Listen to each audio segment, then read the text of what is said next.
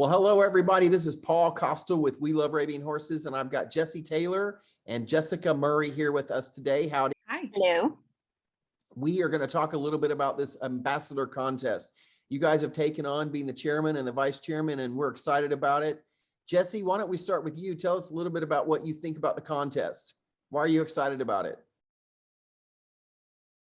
Well, it is just a great way for everyone to get involved and promote the Arabian horse. It's all of our responsibility to do it. And what better way than to have it all explained out for you and all the different ways you can do it. So we got a really great prizes and a lot of different ways to earn points to win those prizes. And I'm really excited to see what everyone comes up with promoting the Arabian horse. Jessica, what do you think?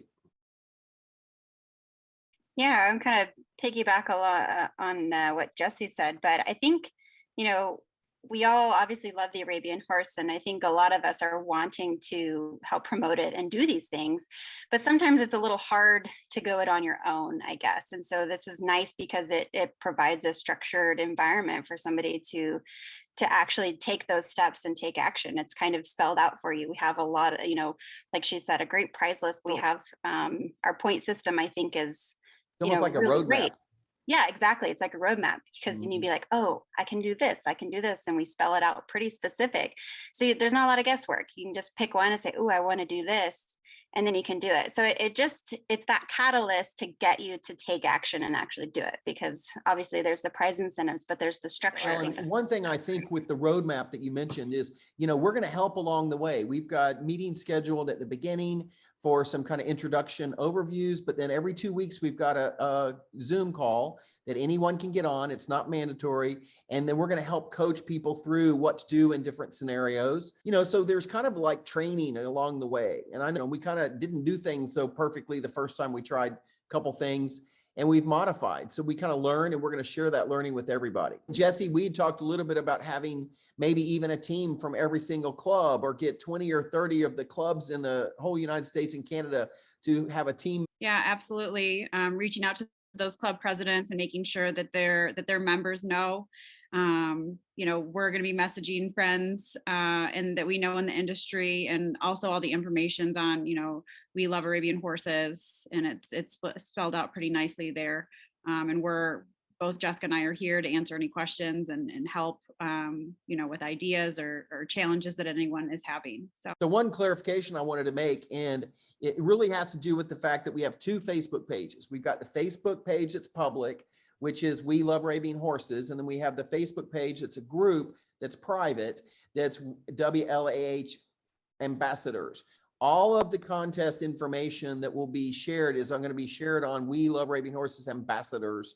And that way we keep our internal information with ourselves. We're not putting that out there for the whole world to see. So we're kind of working in the background, and then we go public with our promotions, either individually on our individual pages or on We Love Arabian Horses. Yeah, and that makes it easier to have that information hub for the contest. That can be their information hub too. So it's nice to have that all in one space. I think as a community, and kind of why we have We Love Arabian Horses at all, is to help learn to promote and share the Arabian horse with more opportunities and certain things like, career days at schools and other things have been done a lot. But we've come up with the list that you mentioned, the roadmap, that's got a lot of different things on it, and just gives us kind of a bigger menu to share the Arabian horse in very subtle and casual ways, but they're very engaging. I think we've done, if I do say so myself, I think we've done a good job at providing ideas as well for people, if they are,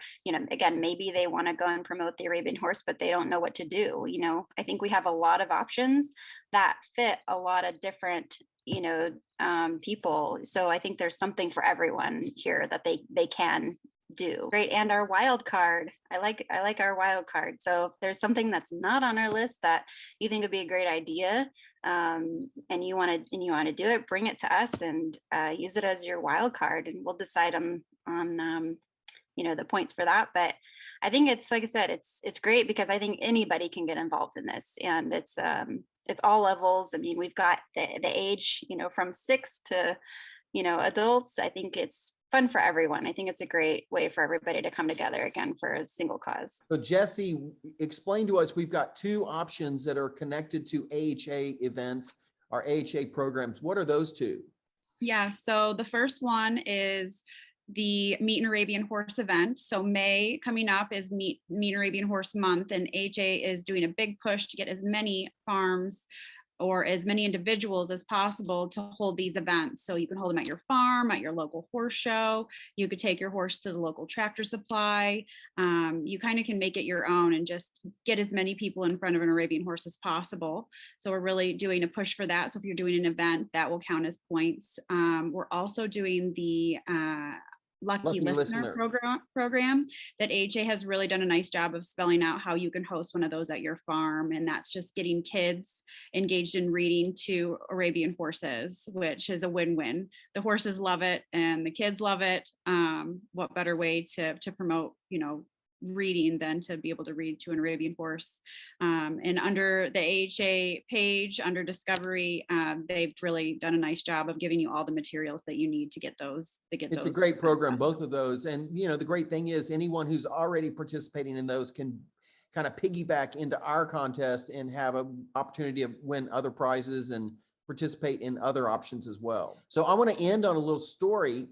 There's a good friend of mine named Carol Nierenberg and her husband Stu, and they're very involved in the Arabian horse business. But you know how they got involved?